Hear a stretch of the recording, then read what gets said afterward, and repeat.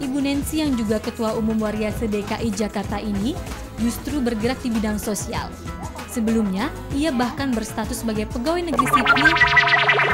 Sepintas melihat penampilannya, orang-orang pasti mengira sosok ini sebagai perempuan paruh baya pada umumnya.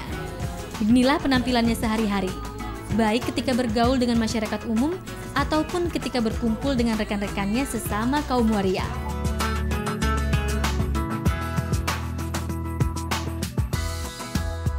Tapi Ibu Nancy, begitu biasa ia disapa, memang berbeda. Bukan saja berbeda karena ia sejatinya seorang pria yang berbalut busana wanita, tapi juga karena kegiatan yang dipilihnya berbeda dengan kegiatan kaum waria pada umumnya.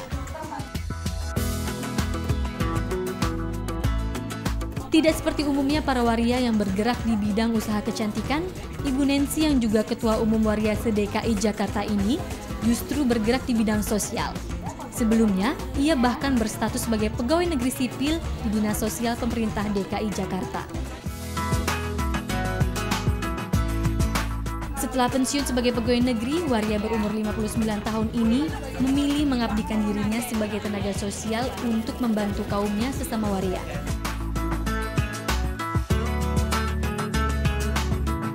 Di bawah panji Yayasan Sri Kandi Sejati, Ibu Nancy dan rekan-rekannya aktif melakukan berbagai kegiatan yang berhubungan dengan pencegahan dan penanggulangan HIV/AIDS. Itu mungkin karena panggilan di dalam sini ya Mbak ya. Kita ada suatu hal yang bagaimana gitu untuk memberikan sesuatu hal yang dibutuhkan oleh teman-teman terutama kaum waria ya. Tapi tidak menutup diri juga kepada masyarakat luas pada umumnya. Di kantor Yayasan Sri Kandi Sejati yang berlokasi di daerah Jakarta Timur ini, secara berkala ada penyuluhan bagi para waria tentang upaya pencegahan dan penanggulangan HIV.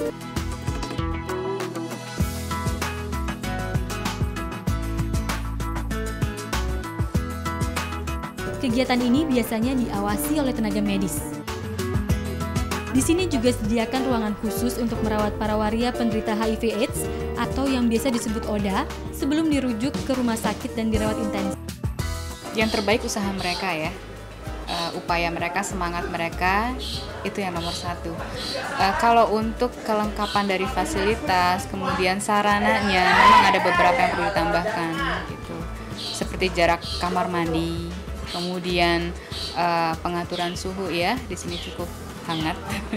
Kemudian ya ada beberapa kebutuhan lain lah seperti perlak yang masih perlu ditambahkan gitu. Yayasan Sri Kandi Sejati juga bekerja sama dengan beberapa klinik kesehatan. Klinik di daerah Jatinegara ini misalnya. Selain mempekerjakan beberapa kaum waria, klinik ini tidak membebankan biaya bagi para waria yang menjalani pemeriksaan kesehatan di sini.